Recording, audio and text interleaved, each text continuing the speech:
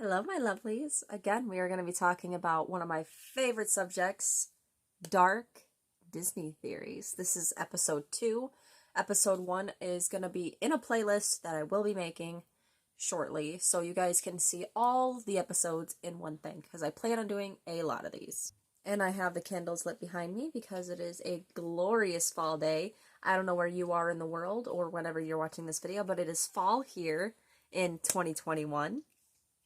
It is fall here, and it has finally gotten nice and cold, and I figured, why not make another Dark Disney video today?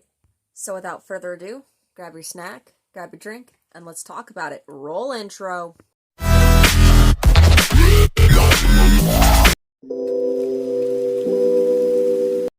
The first theory that I have for you today, I'm going to be looking at them on my paper here because I wrote them down to make sure I was getting all the info right and trying to keep things a little bit more planned out for the editor, which is me. The first theory I have for you today is the cars no longer need humans theory. This one itself was kind of confirmed by the creative director behind the movie Cars. And the creative director basically confirmed this one, basically stating that the cars in Cars are made by humans, and eventually they get more sentience, they get more AI, they get smarter. The cars get smarter, and eventually they kind of wake up one day and go, why do we need humans? Exactly. Let's just get rid of them. So basically, cars overrun the world and take over the world. And that's why there's like buildings and everything from us humans. But then later on, the cars take over. I don't know about you, but that one freaks me out just a little bit. Just a little bit.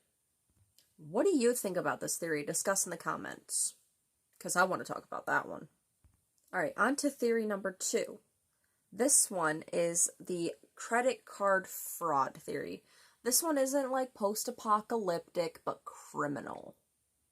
And this also has to do with the movie Inside Out. I don't know about you, but Inside Out, when Bing Bong scares... I cried.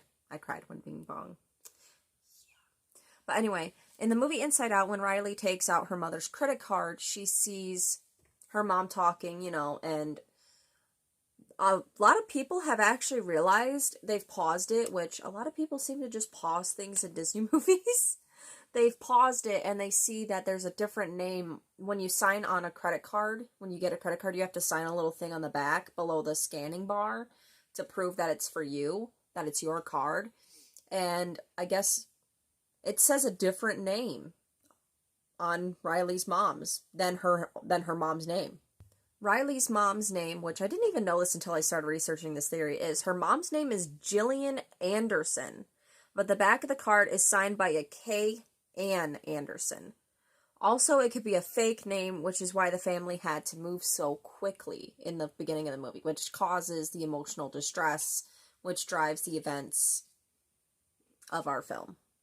Also, here's another little bonus theory about Inside Out, that Riley is actually confused about her sexuality, because at the end of the film we see that her dad has strictly all dad emotions, like all male emotions, and her mom has all female emotions, but Riley has both male and female emotions.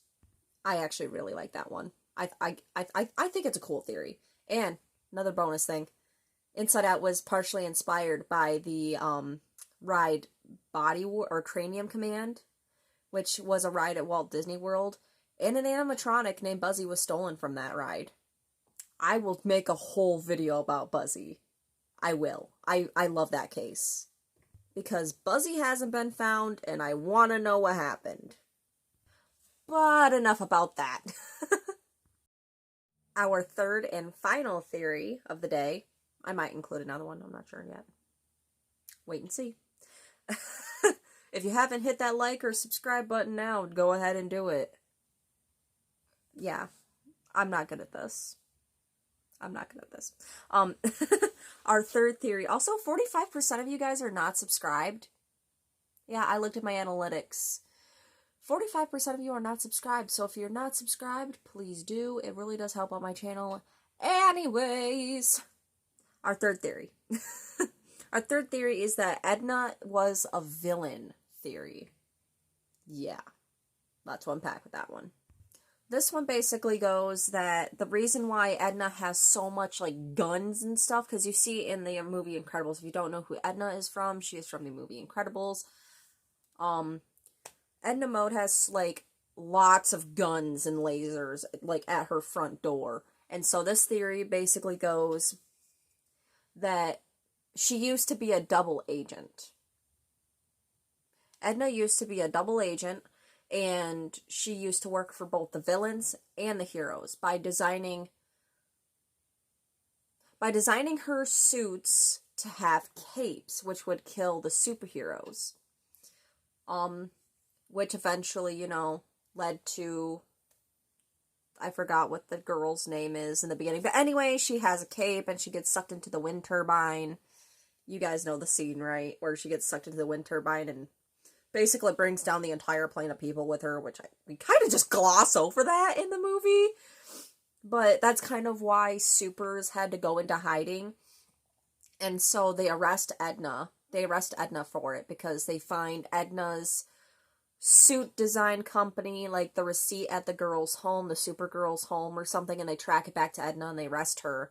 And she basically designs suits for good because she genuinely feels bad, because later on when you see Mr. Incredible looking through Syndrome's records of all the supers that he's done away with, you see that that girl that was killed previously in the film, the one with the cape, she was a high school student.